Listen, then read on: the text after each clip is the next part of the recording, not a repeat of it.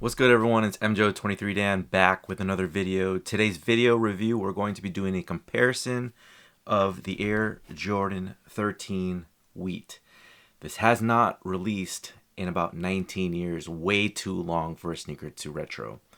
We'll go over the similarities, the differences, and all that good stuff. So stay tuned.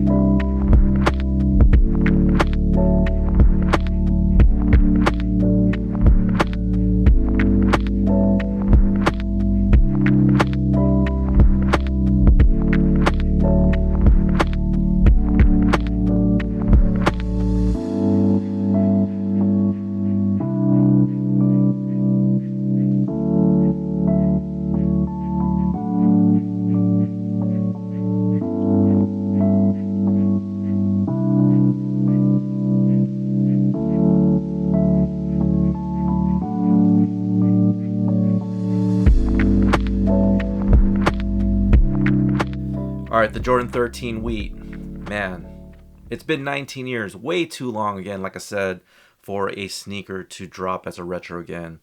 I remember before then, people were really wanting the Wheat colorway to drop again. I would even put in the same category as the Ginger 16s. That's another sneaker that people are wanting back. But now I'm thinking about it in the landscape of sneakers nowadays where things are sitting. It's a buyer's market for sure.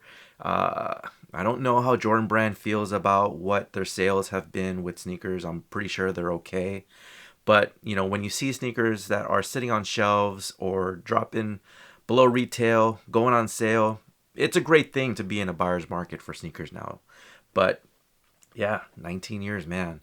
We will go over the differences and even more similarity between this sneaker and the 2004 retro. Now you guys have to think this is a retro colorway. It's not an original colorway from the 90s. So it's a unique blend of, you know, something that was an on-court shoe but into a lifestyle colorway and off-court feel. So we will go over all that stuff coming up.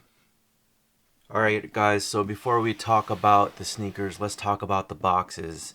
The Jordan Face box. These boxes were used sometime between the year 2000 and 2005. Came with a silhouette of Michael Jordan's face on the box lid. Black box overall. On the back side, you can read what it says.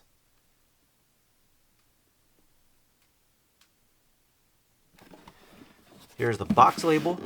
So the box label reads Air Jordan Retro 13 in white and wheat. Style number is 309259. Color code is 171. And these retailed for $150 back in 2004. Alright, so when you open up the Jordan Face box, you get the sneakers that I will review. Paper. And the retro card. Now retro cards, it's been a long time. I'm not sure what the holdup is, but a lot of people remember these. A lot of people like them. This is the Black Hat version, which is a nickname Jordan had when he was playing for the Chicago Bulls. On the back side, you have all of the sneakers that have released since 2004. So you see the Air Jordan 19 as the last sneaker, signature sneaker that released. And then you have highlighted the Air Jordan 13 and a bit of a description back there. These were cool. Now you see the size difference with this and the retro style box, which I'm not quite understanding what the storytelling is here other than the wheat colored Jumpman logo on the box lid. But it's a white cardboard box, not too much to think about. So the details on the box label here is the Air Jordan 13 Retro in white and wheat. Style number is 414571-171. So shares the same colorway as the 2004 version. And these sneakers released on November 21st, 2023 at a retail price of $200. All right, so opening up the box. Pretty plain. You got all your tissue paper in here. No stamping whatsoever inside the box. No retro card, unfortunately. And here we have the retro. So here you are up close with what this thing looks like. I would say it's pretty similar to the 2004 version. The color is going to be slightly different, and I'll introduce that in a second.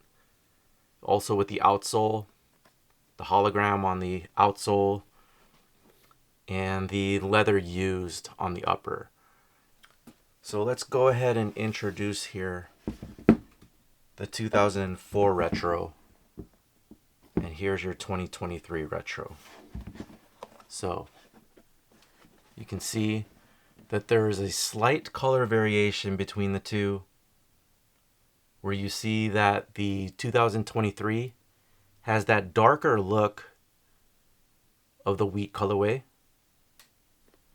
and the 2004 has a lighter color of the wheat colorway.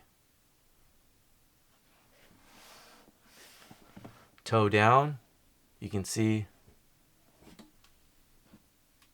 there is a slight difference in the leather. I feel like the 2004 version has a slightly smoother toe leather versus the 2023. Now I can't remember when they started throwing the Air Jordan 13 Roman numerals on the back. I know they did this for particular retros back in the day, but on the 2004 it had not yet been placed. So that is going to be similar to the 2023, where they don't have the Roman numerals on the back of the tongue. I mean, on the tab here by the toe, but they do have the Jordan, which is pretty similar between the two. Now, if you go up to tongue, you can see that there is a little bit more of a tumble look on the 2023 versus the 2004. When it comes to the upper of the materials here, where you see all the dimples, it's pretty similar to each other. But knowing that the age of the 2004 is a little bit more broken in, it's going to feel a little bit more softer than it would on the 2023. The Jumpman, you can see a bit better on the embroidery on the 2023, whereas on the 2004, you can see that there's that butt crack that is infamous for the way logos looked back in the day. I thought the stitch patterns were similar. The way the build was similar, although if you look to the back, you can see that the 2004 right here is going to see a bit more of a higher cut than the 2023. Also, you're going to have a slightly taller tongue on the 2004 versus the 2023.